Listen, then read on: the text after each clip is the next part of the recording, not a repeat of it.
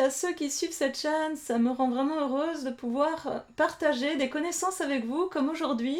Nous aurons plusieurs guidances à la suite et j'ai plusieurs bonnes nouvelles à vous annoncer.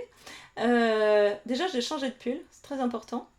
Il y aura un partage de connaissances à travers une série de guidances et on travaillera aujourd'hui avec les cartes d'Isa, les cartes Oracle, et donc je pense que certains seront très heureux de les retrouver et je me réjouis de partager avec vous cette aventure puisque, comme vous, je ne sais absolument pas ce qui va se dire.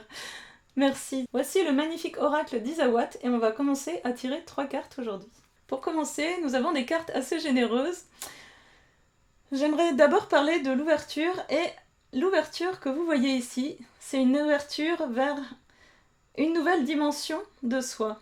La dimension que nous aimons davantage en nous, c'est souvent la dimension que nous ne connaissons pas. Et c'est un peu dommage parce que il y a toutes ces dimensions en soi qu'on n'a jamais abordées.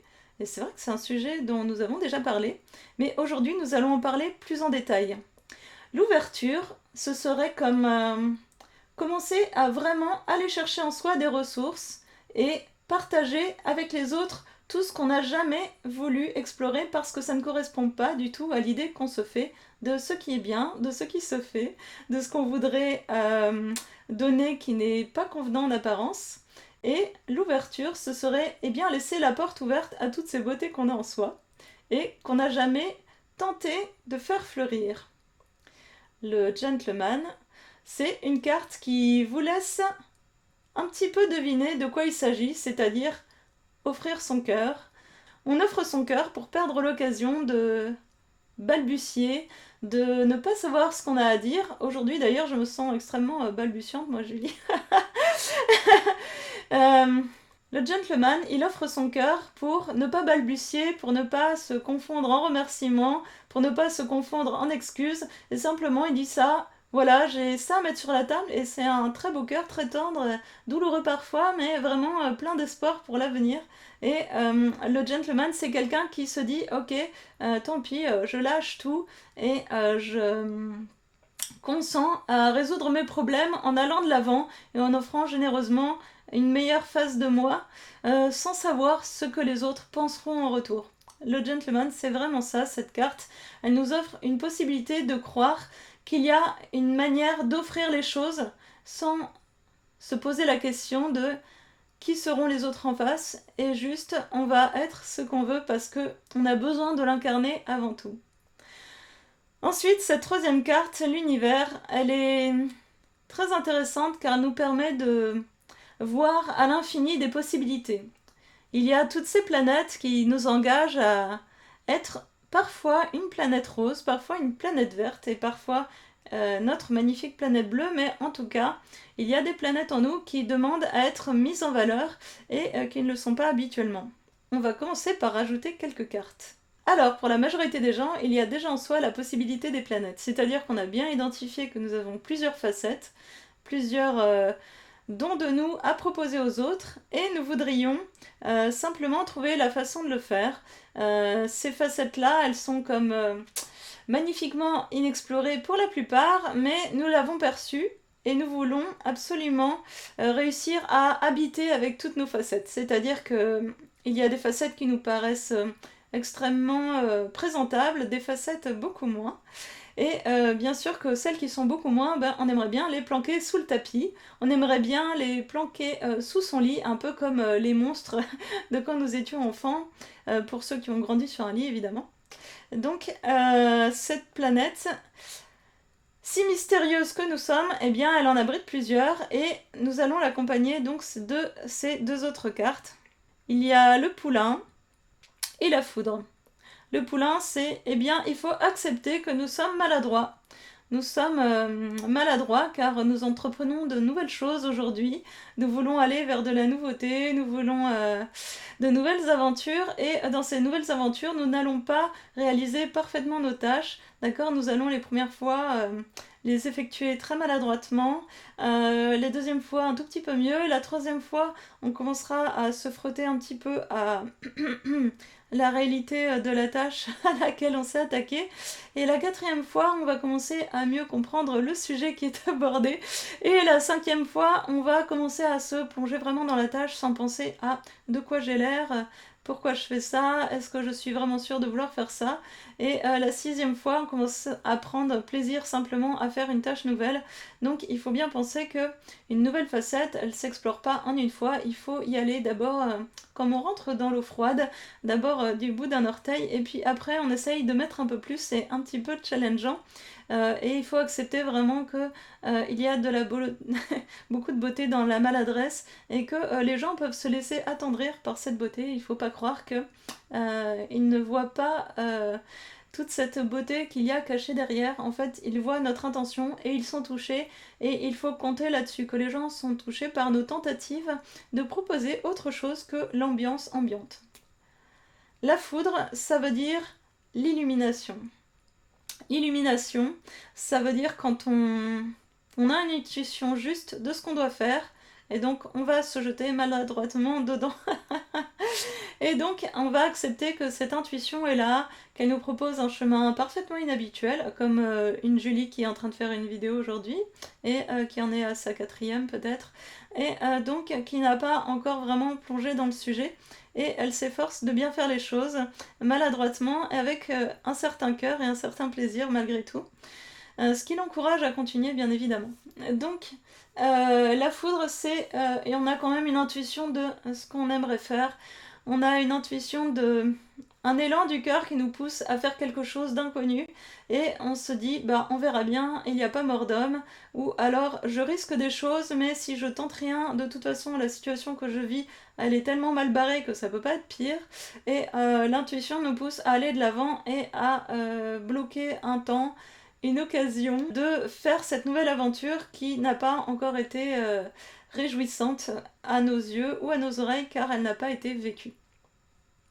J'aimerais dire pour ce tirage-là qu'il y a effectivement certaines personnes qui sont en train simplement de se dire comment je mets cette nouvelle facette de moi en place, et ça peut être bien effectivement de ne pas se concentrer sur toutes les facettes en même temps qui peuvent émerger dans un joyeux désordre, mais d'accepter qu'on va bosser un aspect de nous-mêmes pendant un petit moment pour ne pas trop se disperser et réussir à le déployer dans suffisamment d'aspects, en tout cas pour que il puisse s'établir avant de passer à un autre. En fait, c'est le conseil du jour si vous êtes en train d'essayer de faire plein de choses nouvelles. Essayez de vous concentrer sur un seul truc en même temps, ça vous coûtera beaucoup moins d'énergie et ce sera plus valorisant pour vous aussi. Peut-être vous pouvez vous dire bah tiens, aujourd'hui j'aimerais dire plus la vérité aux gens, et vous allez vous concentrer là-dessus pendant peut-être 3 semaines d'affilée. Dit-on au moins. 3 semaines c'est bien parce qu'on s'exerce à un truc particulier, et une fois qu'il a commencé à s'installer un peu, on va pouvoir enfin se pencher sur autre chose. Mais pour les gens qui se sont dit tiens, à partir d'aujourd'hui je vais essayer de dire toujours les choses telles qu'elles sont et de pas me déguiser derrière des dérobades ou derrière des excuses ou derrière un passé fictif que je me suis inventé. Oui voilà, ça nous arrive à tous. Eh bien, c'est le moment de tenter cette nouvelle expérience et de la faire durer suffisamment de semaines pour qu'elle devienne comme un cran qu'on a franchi, une étape, et une fois franchi cette étape, on va pouvoir faire autre chose. Il y a d'autres étapes dont nous allons parler prochainement, mais par exemple ça, aujourd'hui, nous allons dire que ça peut être un bon exemple de travail. Dans l'ensemble, nous aimerions vous dire que imaginez un monde où tout le monde dirait la vérité tout le temps. Par exemple, on saurait combien chacun gagne, combien les gens sont heureux de faire quelque chose en échange d'autre chose, et ils ne seraient pas en train de se cacher derrière des excuses ou des fonctionnements. Eh bien, en fait, ça mettrait un certain ordre. On ne serait pas obligé de fonctionner avec des paroles inutiles ou bien des mensonges inutiles très coûteux en énergie, et peut-être nous aurions une société qui fonctionnerait un peu différemment et nous aurions des vraies discussions aussi entre nous, et ça ouvrirait le champ à beaucoup de possibilités d'interaction qui ne sont pas à l'ordre du jour car nous ne disons pas assez les choses telles que nous les ressentons, telles que nous les vivons et telles qu'elles ont été faites réellement. Nous allons passer à la carte suivante.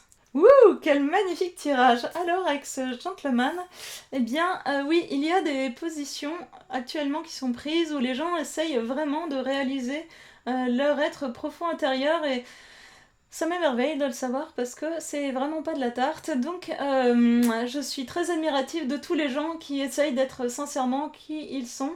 Et les cartes qui l'accompagnent sont la flamme et l'alignement. Donc bien sûr, pour offrir son cœur, il faut une certaine flamme, c'est-à-dire que si la flamme n'est pas en vous, ne vous efforcez peut-être pas de, de vous lancer totalement dans une direction. Peut-être qu'il faut vraiment attendre que quelque chose soit profondément ancré en vous. Alors, nous allons vous expliquer pourquoi. C'est-à-dire que c'est une carte qui indique que bien la flamme, elle est comme magnifique et en même temps elle brûle un peu. Donc si par exemple vous faites quelque chose en vous disant bah ça va être génial pour les autres, mais qu'au fond de vous, vous n'êtes pas totalement aligné avec cette offrande que vous faites à votre entourage, eh bien c'est le moment de vous poser la question. Est-ce que je suis vraiment dans la position du gentleman qui offre son cœur, ou est-ce que je suis dans la position de la personne qui offre quelque chose pour se rassurer sur sa capacité à donner, à être généreux, ou bien est-ce que voilà, je suis vraiment alignée dans mes convictions et surtout dans mes besoins en l'offrant. Bien sûr, dans l'exploration de vos besoins, vous allez passer par plein d'étapes de vos besoins. D'abord, vous allez peut-être satisfaire un besoin jamais assouvi, je sais pas. Prenons comme exemple sa capacité à, eh bien, on va retourner à l'exemple précédent, sa capacité à dire les choses telles qu'elles sont et ne pas se cacher derrière des excuses, par exemple. Eh bien, il faut peut-être avoir suffisamment exploré ce qui nous pousse à mentir parfois pour protéger nos arrières. Pourquoi est-ce qu'on se sent fragile au fond? Et on se sent fragile sans doute parce que des fois on a vraiment manqué d'affection pendant l'enfance, on a peut-être peu de soutien de la part de notre entourage et de bien mettre à plat toutes les choses qui nous font en tout cas donner, c'est-à-dire donner le meilleur de nous-mêmes. Et ce n'est pas en toutes circonstances, c'est-à-dire réunir les circonstances autour de soi pour que ce don soit aligné complètement avec nos besoins. Alignement, nous ne sommes pas tous des yogis, bien sûr, et le yogi ne donne pas tout non plus, il garde du temps pour méditer. Et bien voilà, vous pouvez vous dire, je suis peut-être pas un yogi, mais je n'ai pas le loisir de méditer la plupart du temps. Je suis obligée de faire tout un tas de tâches qui sont pas toujours plaisantes, qui sont pas toujours des tâches ressourçantes. Donc il y a plusieurs manières bien sûr d'aborder le problème. On peut aborder une tâche en se disant, ben au départ, elle devrait pas être ressourçante, mais je vais essayer d'y trouver des bons côtés parce que c'est le pendant d'un côté de ma vie que j'aime bien. Et bien, par exemple, il y a des gens qui adorent faire le ménage, d'autres beaucoup moins. Mais quand on vit en famille et qu'on est dans les joies de la vie de famille, eh bien, on est obligé de faire du ménage, certainement. Eh bien, est-ce qu'on est content de le faire ou pas? Est-ce qu'on fait le ménage parce qu'il faut le faire en ronchonnant? Ou est-ce qu'on se dit, ben, je suis quand même très content d'avoir une vie de famille, donc je vais faire un peu de ménage. Et puis, je vais le faire en écoutant de la musique et en dansant, comme ça, au moins, ce sera quelque chose qui sera un peu plus agréable pour moi. Oui, j'ai l'impression de faire une caricature d'un film hollywoodien, mais des fois, moi, je fais le ménage en dansant parce que c'est pas tellement ma tâche préférée. Je préfère dessiner ou faire de la musique ou travailler. Et voilà. Donc, cette carte, elle parle de être vous aligné avec vos besoins. Quand vous réalisez quelque chose, pouvez-vous davantage inclure vos besoins dans la tâche que vous vous êtes fixé?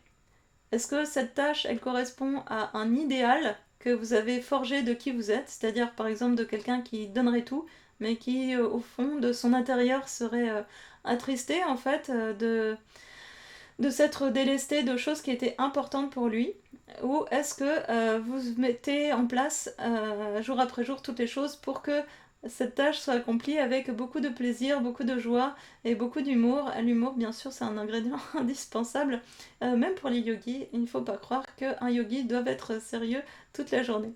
Nous allons passer maintenant à la carte suivante, pour les gens qui se sentiront plus dans l'ouverture du cœur.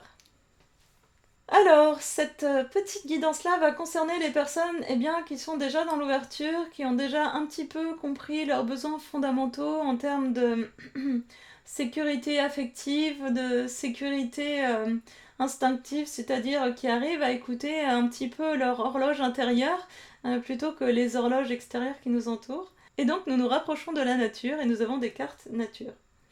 Il y a la fougère, et la fougère, c'est grandir et croître. Nous n'avons pas toujours réussi à le faire, mais à un moment, nous avons réussi à trouver une technique, une façon pour accueillir les choses sans se sentir repliée sur nous. Vous voyez, cette fougère, elle est jeune, elle est un peu repliée sur elle, et à un moment, un stade est dépassé, elle peut s'ouvrir sur le monde, faire de l'ombre pour les créatures qui l'entourent, pour les protéger du soleil, ou bien s'épanouir sous les arbres. C'est donc l'ouverture du cœur qui le permet, c'est-à-dire le moment où on accepte, pas d'ouvrir son cœur à n'importe qui, mais avant tout de l'ouvrir à soi-même, c'est-à-dire j'écoute mes besoins, si je ne suis pas en situation de pouvoir les respecter, j'essaie de mettre en place les choses qu'il faut pour aller vers eux. Si j'ai des besoins que je dois signifier à mon entourage, j'ai commencé le chemin de dire à mon entourage attention, j'ai ce besoin-là, c'est urgent pour moi d'essayer d'aller vers ce besoin. J'aimerais que vous m'aidiez à le faire, ce n'est peut-être pas possible pour vous, mais peut-on en discuter. Il faut toujours bien sûr ouvrir la porte aux négociations si l'on peut. Et ensuite, il y a le miel, c'est-à-dire qu'on recueille les fruits de ce qu'on a mis en place et il faut comprendre que le miel, malheureusement, n'arrive pas tout de suite. C'est-à-dire que d'abord, on va ouvrir son cœur à soi-même, ensuite, on va commencer à se diriger vers ses besoins, ensuite, on va commencer à les mettre en place, mais le moment où on en recueille les fruits, malheureusement, il va falloir encore attendre un peu. Et ce moment-là, il peut être difficile, mes amis, car... vous dites, dès que j'aurai exprimé mes besoins, je serai satisfait et le monde sera devenu merveilleux pour ma propre prospérité. Et en fait, non, il faut pas croire que ce soit forcément le cas, ça va risquer de prendre du temps. Et c'est là où on vous dit, patience, parce que déjà, pour faire du miel, il faut beaucoup d'abeilles. Et nous voyons à quel point dans notre monde aujourd'hui, nous sommes quand même plein de petites abeilles à vouloir faire des choses les unes avec les autres, et que c'est pourtant difficile, ça se fait pas en un coup. Et donc, c'est cette sensation d'alignement, d'être dans son ouverture du cœur par rapport à soi qui permet de tenir la distance pendant que le miel se fabrique. Ça veut donc dire aussi que, il faut patienter, mais que, comme nous le disions précédemment, le miel, c'est quelque chose qui se fait à plusieurs, et donc on ne peut pas construire du miel à soi seul. Bien sûr, on peut vivre sur une île déserte, mais je sais pas si votre âme sera si contente de vivre sur une île déserte. Vous pouvez être frustré un moment et tomber dans une forme soit de léthargie, soit de tristesse et ne pas comprendre pourquoi. C'est parce que vous aurez oublié que peut-être le miel se construit à plusieurs et qu'il faut toute une ruche pour mener à bien cette fructification et produire ce délice qui est le miel de la vie. Et ça oblige à beaucoup d'acceptation et aussi beaucoup de lenteur. On ne peut que suivre sa direction et voir avec le temps qui passe ce que cela donne. Et ça peut être un petit peu fatigant pour les gens qui ont fait tellement de travail pour eux, qui se disent oh j'ai tellement bossé et ça arrive toujours pas. Nous allons tirer une dernière carte pour résumer un peu tout ce qui a été dit aujourd'hui. Alors voilà, nous avons le reset, il y a des gens qui disent aujourd'hui c'est le moment de tout remettre à zéro, de partir d'un nouveau pied, de faire les choses qu'il faut pour nous-mêmes. C'est vrai que c'est vrai. Et en même temps, Julie se dit, c'est toujours le moment. Oui, je parle à la troisième personne parce que, en fait, c'est pas Julie qui est en train de parler, comme la plupart du temps pendant ses guidances, d'accord. Le reset, c'est de tout remettre à zéro. Donc Julie, en fait, elle est dans cette croyance que c'est toujours le moment de tout remettre à zéro. Et nous aimerions dire qu'en ce moment, l'énergie est vraiment favorable. Alors peut-être que les gens qui sont très intéressés par l'astrologie, la numérologie, savent que c'est une année de nouveau départ. Et nous aimerions rajouter cette information à cette guidance. C'est que oui, c'est une année qui est très forte en énergie pour les nouveaux départs. C'est-à-dire que si vous avez envie de nouvelles tâches, de nouvelles expressions, de nouvelles activités, de nouvelles mises en forme de votre activité, de nouvelles relations, eh bien c'est une excellente année pour ça car vous serez soutenu, vous serez aidé et la plupart des gens seront vraiment aidés dans cette énergie qui se déplace et qui arrive vers nous. Elle est plus qu'au galop, en fait c'est comme une grosse vague. Elle va se poursuivre sur l'année et l'année à venir également. Après, ça va se tasser un peu, mais c'est vraiment un gros coup de pouce qui nous est donné pour les gens qui veulent un petit peu de nouveauté dans leur petite vie, ou leur grande vie, bien sûr. Donc, nous aimerions dire que l'énergie va vous soutenir dans vos initiatives, et donc il ne faut pas avoir peur de vous lancer, pas à corps perdu. Comme nous avons dit, c'est le moment, bien sûr, de s'aligner avant de se jeter dans le vide. Mais en tout cas, pour le moment du saut, eh bien, il y aura beaucoup de soutien pour plusieurs raisons. Nous allons en parler et ça va nous prendre un tout petit moment. La première chose, c'est que en ce moment, l'énergie de la Terre, elle est comme en ébullition. C'est pas comme une cocotte minute, mais comme une casserole qui a bien chauffé à blanc. Et il y a beaucoup de buées, de bulles qui se produisent. Et donc, toute cette énergie est extrêmement soutenante pour la nouveauté. Et il y a aussi d'autres choses qui se passent, c'est-à-dire que pendant que vous vous lancez dans des nouveaux projets, dans des nouvelles considérations, dans des nouvelles tentatives d'aller vers des versions de vous-même inexplorées, eh bien, il y a beaucoup de... ce mot-là peut paraître un peu bizarre à Julie, de nettoyage dans le karma, mais il faut pas prendre ça comme on nettoie tous les gens qui sont impossibles à vivre, c'est-à-dire plutôt qu'on va nettoyer leur énergie qui les détruit eux-mêmes, c'est-à-dire qu'on va les soutenir, on va soutenir l'énergie de vos ancêtres, et ça vous aide beaucoup, vous, à renouveler votre position et aussi votre intuition. C'est-à-dire qu'en aidant beaucoup dans l'invisible les gens qui ont vraiment énormément souffert toute leur vie et qui peuvent être restés un peu coincés dans votre dimension, eh bien ça vous aidera à faire ce nouveau départ. Et ensuite, il y a une troisième chose à savoir, c'est-à-dire que tout ce qui a été fait jusqu'à présent n'a pas été du tout inutile. Il faut voir que c'est comme l'aboutissement d'un long processus qui vous a semblé interminable, qui dure depuis plusieurs milliers d'années. Et là, c'est un peu un aboutissement, c'est-à-dire que beaucoup de choses qui ont été mises en place arrivent à leur terme, et leur terme, bien, il a ses côtés bénéfiques et ses côtés explosifs, c'est-à-dire qu'il y a là, en ce moment, de grandes oppositions dans le monde, et ces oppositions, elles étaient là, présentes, et en ce moment, elles sont quand même extrêmement visibles, en tout cas pour ceux qui suivent les actualités. Les avis sont extrêmement tranchés, il y a des gens qui s'opposent dans des tribunes journalistiques et audiovisuelles, et nous comprenons tout à fait ce mouvement car il est dans un mouvement global d'expression et d'essayer de discerner ses vrais besoins. Donc ça vous paraît négatif sur le moment que les gens s'expriment pour déblatérer tout et n'importe quoi. Eh bien, nous disons juste que c'est le moment où les gens choisissent quand même de plus s'écouter, plus s'exprimer, et ils vont pas rester bloqués dans les positions qui sont les leurs actuellement. Il faut qu'ils traversent ce moment pour aller vers eux-mêmes, pour aller vers plus de clarté, plus de compréhension, et c'est plutôt le moment où il y a quand même un pas de franchi entre l'enfant qui galérait à être intérieur, à être complètement annihilé par la société qui l'entoure, et l'enfant qui commence à essayer de s'affranchir du joug de la société, et ça va passer par toutes sortes de phases qui seront extrêmement désagréables pour beaucoup de gens.